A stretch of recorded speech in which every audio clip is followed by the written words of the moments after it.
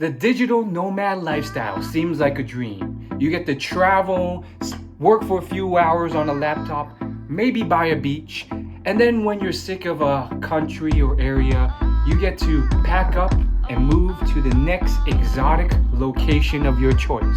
I've had the fortune of living something similar to that for the last 2 years, and I want to tell you all about it and the actual pros and cons of this lifestyle and why I have decided quite early on that I will not be doing this forever because it is not a complete fairy tale, although it is really fun and really fulfilling. So let's break it down.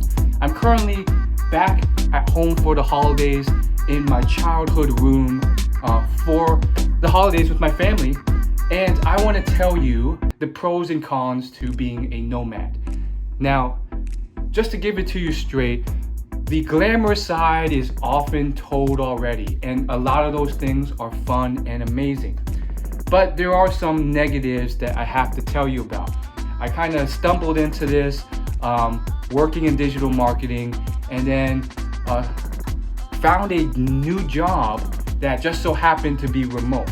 At the time, I was starting my 30s, and I just was born and raised and worked in my hometown where I thought I'd be for the rest of my life. And my travel dreams were lost. They were put on the shelf. And then the fact that this position was remote reignited that. And soon after, I've been working really hard, doing well at work, while traveling across the US. I've been to mountains, cities, swamps, beaches, small towns, deserts, canyons, you name it. It's been the most amazing journey, but it has come with some trade-offs and sacrifices. So let me give you all the cons of this life to give you a full picture and then let you decide if it's worth it. Because for me, it's still worth it. It's just not something I'll do forever. I'll continue doing it for at least the next 1 year, maybe 2. So with my way of traveling, what I found as some cons is that, one, there is a lot of time invested. Each time you have to pick up, pack things up again, move them into your car or your luggage, and then move on to the next destination. Book your accommodations in the next place, plan it out, find the address, navigate to the address, and so on and so forth. This is a cost that I've gotten really good at, fairly efficient at, but don't underestimate it. I think it's a worthwhile trade-off, but it's not as simple as you may think. For me, I found there's stuff I miss and stuff I want to have while traveling, and that just adds up, whether that's a toothbrush or a portable stand-up desk or some lights for your videos. All those things add up in terms of bringing them to and fro.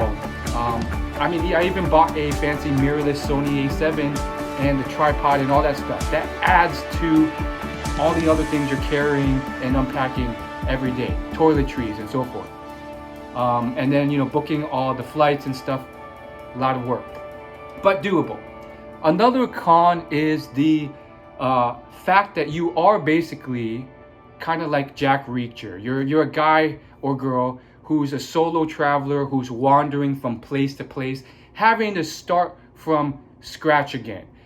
A drifter may be too harsh a word, but the point I'm trying to make is that you don't have the value, the magnifying value of a network. If you're in a city, let's say you're in New York constantly, that's where you live. If you do it right, some people don't know how, so that's another issue, but if you do it right, you have a network of friends, of professionals, of people who can introduce you to other people, invite you to events, whether it's a board game night, a party, a tech party, and that introduces you to more people. And then you have people you really like that you can hang around and be with on a long-term basis. You lose the ability to have long-term friendships and relationships that you can see on a recurring basis when you're going to be leaving that town by the end of this week or today or by the end of 2 weeks or the end of this month. So it's a very transient type of thing where you're starting from scratch every time.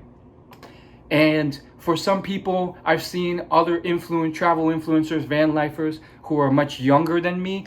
That's okay because they're just these, budget backpackers who have this kind of, almost homeless lifestyle mentality, and they're just trying to, capture the experience of travel. But for someone else who's, actually ambitious and really wants to succeed in life and career, and build that up, and also looking at other areas of life like relationships, it's much more difficult to really establish yourself and get a lot of the high bearing fruit that only comes when people get to know you over time. And sometimes you just want to hang out with someone that you've known for a few years and you can call a friend, but more so it's a lot of hello, goodbye, and so forth. And not saying that just moving to a place and staying there will fix all of that either, because there's plenty of people I know who also just suck at making friends. So that's another topic and skill set to work on. So we'll cover that another day, but it is a factor that you have to consider. Another con that you may not think of is when you're in this environment, you often have to make sure that you're not taking for granted all that travel experience. This is one that's not as much a con for me, but it is something that was brought up in another video that inspired this video on the same topic. It's a couple who decided they wanted to stop being nomads themselves, and one of the reasons was because they thought that since they went to beaches in the Southeast Asia all the time, it kind of got oversaturated to the point where they stopped enjoying going there because that was their daily life. They got used to it. They would rather reduce the exposure to it so that when they ever did go there on vacation, they actually enjoyed it as much. For me, this one is not as much a con because I've found ways of not having that frequency ruin me. I have to be aware of it, of course, but I do get that when I'm going to a beach for the third day in a row or fourth day. But typically what happens for me is then I stop going to the beach. I go to other activities. I explore the town or city I'm in, or then I move on to the next city or town, and all of a sudden now I'm in a mountain range, or I'm in a swamp or a sand dune or a canyon. Consider all the factors. Some people will get this kind of feeling of just taking all this travel and exotic location for granted because that's their new lifestyle. And I think that brings me to another point about how travel, a lot of people think travel is about boosting your status and having an interesting life and interesting stories and experiences and showing that off on social media and boosting your value in the world. Now, in terms of the interesting life and stories, by all means, everyone should have that, especially for someone like me who always dreamed of that, but for years and years I had a relatively boring life working in my hometown. As far as showing off and high value and elevating your status, sure, you can do that as well, but just remember that while travel can do that and show you having access to all these places that most people don't, it's not going to solve all your problems. That is one facet of status, but like I said, you have trade-offs to that. If you're always in a new place, people aren't really going to want to date you because they know you're going to be gone to a new place. I've experienced that as well. They know you're going to be gone within a month or a week, and you may be like, oh, well, what about short-term dating? Well, that's a different ball game. It's possible, but it's much more competitive. So just keep all that in mind while you're on this adventure. You may have to realize that this is a season of life. A lot of these nomads understand that this is a season of life where you're going to make certain sacrifices and trade-offs, where the relationship area may have to be put on hold, or at least in certain departments put on hold because of your other goals and dreams that mean that you have to live this transient life. And a lot of things in theory, may sound good, but it's not as easy as you may think. You may just say, oh, just meet fellow travelers at hostels and then maybe you can travel together. Doesn't really work like that. You don't really meet travelers as often as you think, and they're often going in different directions and have their own uh, goals and agendas. So just realize the cons. But with all that being said, I personally still think that the last 2 years of my life has been the most fulfilling, amazing experience of my life. Like I said, I've seen so many exotic, beautiful places, and with all that comes such gratitude and fulfillment and excitement that I don't want to stop, and I will still be traveling for the next year or two.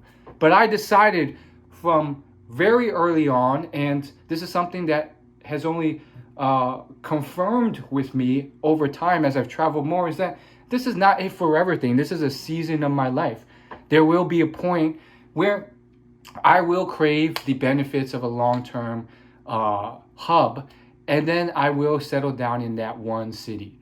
I believe the ideal situation is to have one hub where you can build and cultivate your base, your networks, your friendships, but then you travel the other half or the other for 3 months out of the year or whatnot.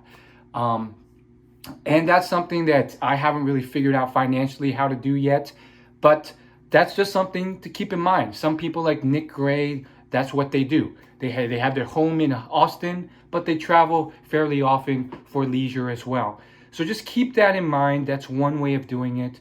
And obviously your mileage may vary depending on your age, if you're really young or old, your goals, your sexuality, your interests, your ability to travel. I mostly just travel within the US. If you can travel the whole world, it could change things, because there's much more affordability, maybe more hostels, maybe much more social scenes with different travelers in certain countries.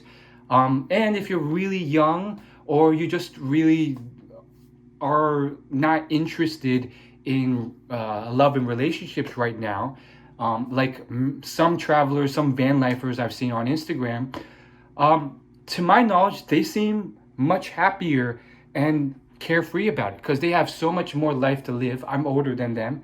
And there's one called Sun Ray who does nod at many of those areas I mentioned about the cons, but not nearly as often, because she's so much younger and she's totally fine with being single and just, living and camping in the desert in the middle of nowhere in Utah, and doing that for the next 5 years. It's just a different lifestyle, different life.